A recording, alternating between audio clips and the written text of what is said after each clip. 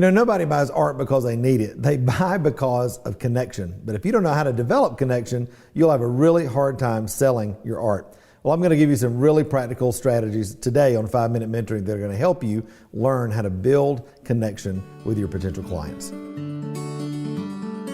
Have you ever wanted to have someone in your life who you could ask real questions about your art, your business, and even your walk with the Lord?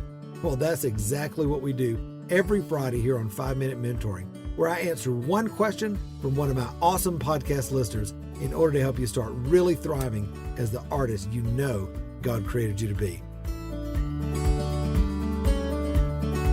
Hey, my friend, I'm really glad that you're here with me today. I love answering questions, and I got one the other day from my friend Jane, and she was like, Matt, I've been reading some of your books. I've been watching you on Facebook, and she even went through the master class that we did recently, and she said, you talk a lot about building story and building your brand. And she's like, could you just break that down a little more? I'm like, oh yes, because I love this. This is one of my favorite subjects.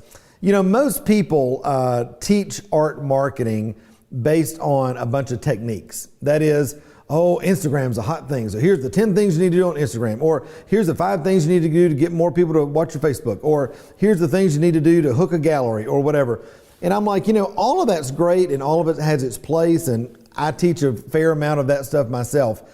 But overall, when I look at what's really made my art business very successful over the years and what has laid such a great foundation, not only in my business, but in other artists who I see that are really successful, there's one common foundation, and that is connection.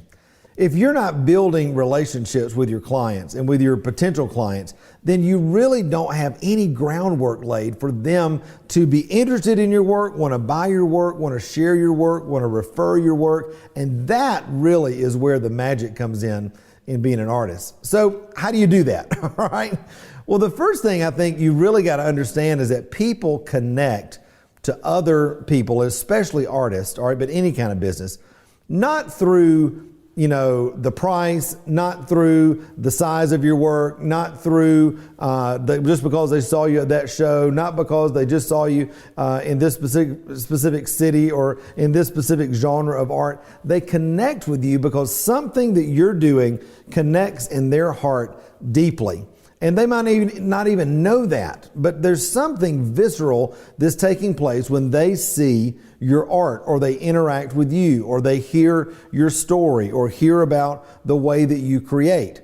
And so the really, really, really important thing that every artist has to do in order to build connection is start to authentically tell your story. Now, as much as that might seem, well, gosh, this seems all about me, and I thought we were talking about trying to find clients.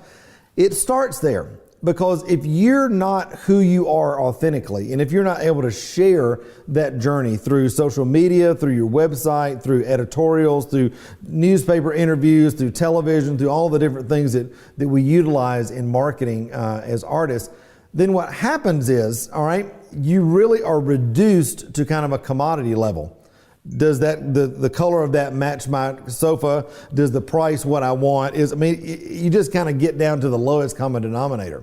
But listen, when you get into story, developing and connecting with people through story, all of a sudden, price becomes one of the things that is the least considered when people are looking at your work. Why? Because again, people buy out of a place of connection. So now that you're telling your story and you've got it out there, on your website, on your social media, you're going live, you're sharing your work on a regular basis. I'm thinking of myself like, I make baskets and I make sculpture. One of my most popular videos of all time is not of me saying anything. It's actually of me stripping bark off of a tree trunk in the back of my studio. That thing had 5,000 views within 24 hours. Why? Because people were really interested in my process. Well, I've recognized over the years as I've shared authentic parts of my story, things that I'm passionate about, as I put it out there, you start to recognize what is it about your story that people respond to.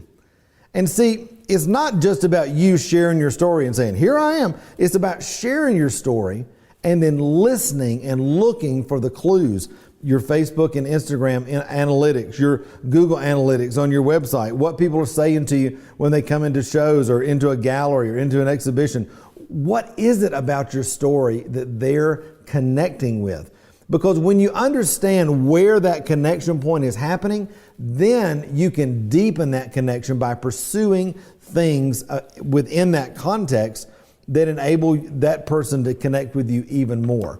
All right, for me, that happened through the connection with doing commissioned work. People loved the fact that I would come on their property, create work from materials that were right there, and create a unique, one-of-a-kind piece and install it. And, they were like, oh my gosh, this is like this concierge service, as an artist.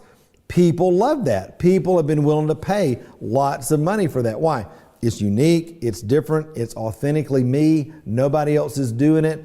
And again, when people are looking for original art, they're looking for all those things that are unique, that nobody has, that where there's a deep connection so that they can tell their friends, so that they can seem special. There's so many different, motivations behind why people buy art. But suffice it to say, when I do what I'm passionate about, what God's put on my heart, and I do it well in a level of mastery, and I put it out there in the marketplace, and I'm telling that story through all the different media outlets that I have the opportunity to, all right? And then I watch how people respond, and I move my story, all right? I massage my story to speak to the things that people most connect with about me. That is how you develop a niche over time. That is how you develop a raving bunch of clients and referral partners, because they love what you do. And it's almost like, when they come in, they're like, you're doing exactly, I just love this, what you do. And I'm like, well, that's exactly what you told me you loved. And